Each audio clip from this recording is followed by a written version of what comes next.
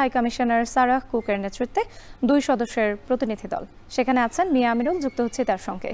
আমিরুল, বৈঠকে কি নিয়ে আলোচনা হয়েছে? ব্রিটিশ হাই কমিশনার ব্রিফিংয়ে কি জানিয়েছেন?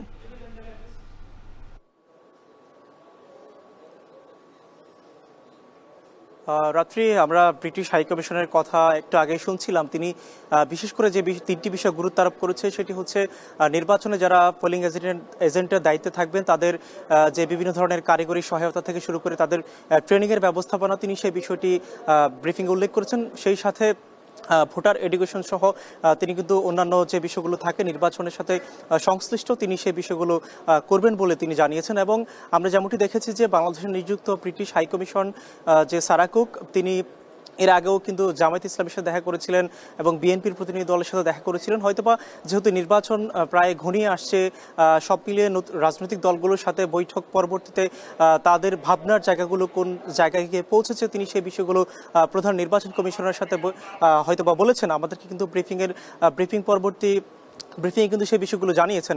এর পাশাপাশি যদি আপনাকে আরেকটু জানাতে চাই, আজকের যে কমিশনের সূচি রয়েছে প্রধান নির্বাচন কমিশনারের, কিছুক্ষণের মধ্যেই ইইউ প্রতিনিধি দল তারাও কিন্তু প্রধান নির্বাচন কমিশনারের সাথে বৈঠক করবেন।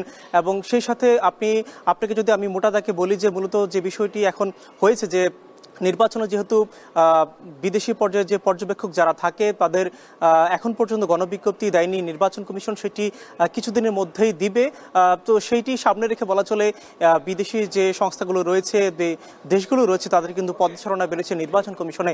এর পাশাপাশি আমরা আজকে সকালে যে 2টি বিষয় নিশ্চিত হয়েছে, আপনি যেটা থাকবেন, গতকালই মূলত নির্বাচন কমিশনের সাথে সংলাপ শুরু হয়েছে অংশীজনদের সাথে।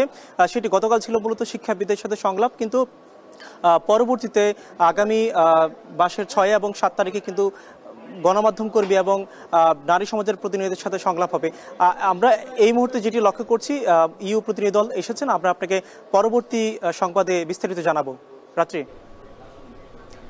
প্রধান নির্বাচন কমিশনারের সাথে বৈঠক করেছেন বাংলাদেশের ব্রিটিশ হাই কমিশনার সারাহ কুকের নেতৃত্বে 2 সদস্যের প্রতিনিধি দল। সেখানকার সবশেষ পরিস্থিতি জানাতে যুক্ত ছিলেন মিয়া আমিরুল।